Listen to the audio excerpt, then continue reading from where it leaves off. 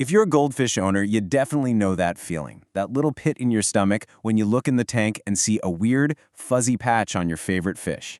It's a super common problem, but believe me, the solution is probably not what you think it is. So today, we're going to break down exactly how to handle it. So you see it, that white, cottony-looking growth. Your brain immediately screams fungus, and you're probably already thinking about what treatment to grab. It's a scary sight, for sure. But before you go reaching for just any old medication, just wait, hold on a second.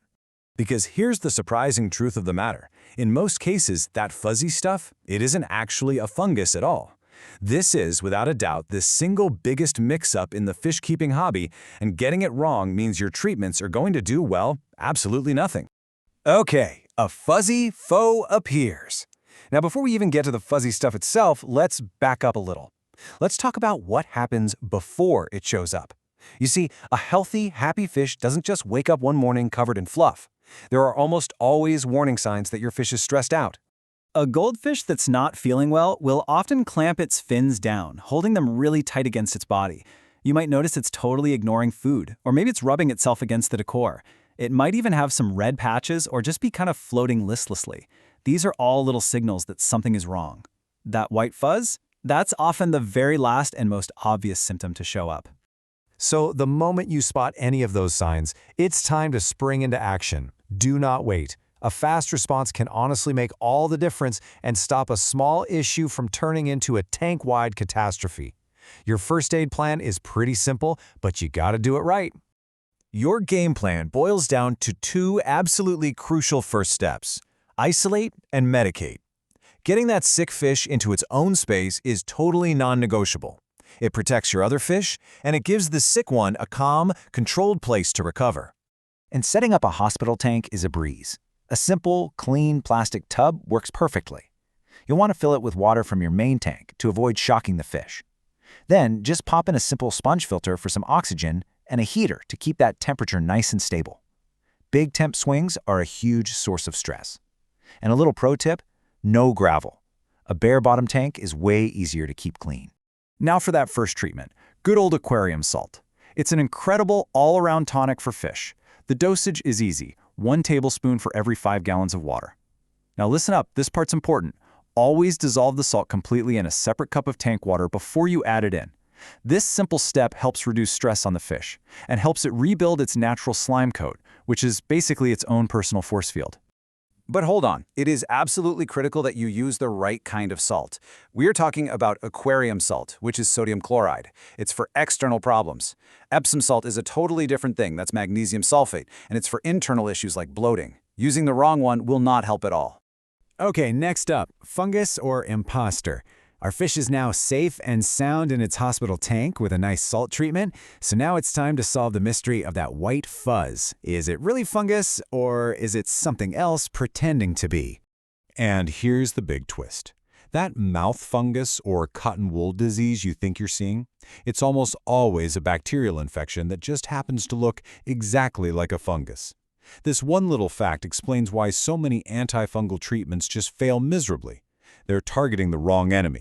The real culprit is usually a bacteria called Calamaris. It's famous for creating those white or grayish cottony patches that are a dead ringer for a fungal growth, especially around the fish's mouth and fins. It is the classic imposter. So how can you tell the difference? I mean, they both look pretty cottony. The biggest clue is the location. Calamaris often gets its start around the mouth, lips, and gills. A true fungus, on the other hand, usually sets up shop on an existing wound, and it can be anywhere on the body. So pay close attention to where it started. That's your best clue. All right, now that we know we're most likely up against a bacterial imposter, our treatment plan gets way clearer. We're not going to use an antifungal medicine. It's time to switch gears completely. And this leads us to the most important decision you're going to make. You have to stop using those antifungal meds. They are completely and totally useless against Calamaris.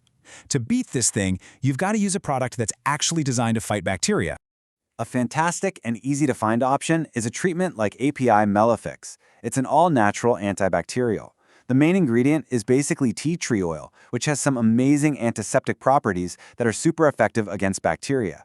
Plus, it helps heal wounds and regrow damaged tissue, which is a great bonus. Using it couldn't be simpler. First, give the bottle a good shake. Next, and this is super important, take any activated carbon out of your filter because it'll just soak up all the medicine. Then you just dose 5 milliliters for every 10 gallons of water in the hospital tank. Repeat that dose every day for 7 days. After that week is up, do a 25% water change and you should be good to go. Curing the infection is awesome.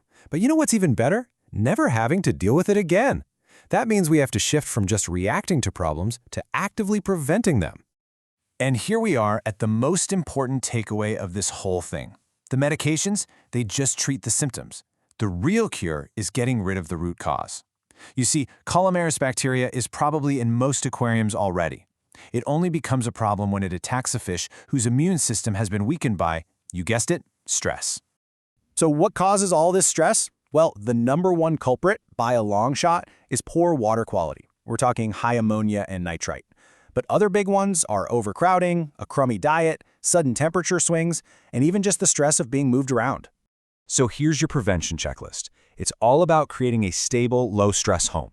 Keep that water pristine with regular changes. Always, and I mean always, quarantine new fish for a few weeks before adding them to your main tank. Feed a high-quality, balanced diet. Don't overstock your aquarium, and keep that water temperature nice and steady. This is how you stop putting out fires and start building a truly healthy home for your fish. So, if you only remember 2 things today, let it be these. 1. That white fuzz is probably the bacterial imposter, Columnaris, not a true fungus. And 2. The real enemy isn't the germ itself, it's the stress that opened the door for it in the first place. And that really just leaves us with one final question to think about. Is your aquarium a thriving, stable environment that actually promotes health? Or is it a stressful place where your fish are just waiting for the next illness to strike? The answer to that is entirely in your hands.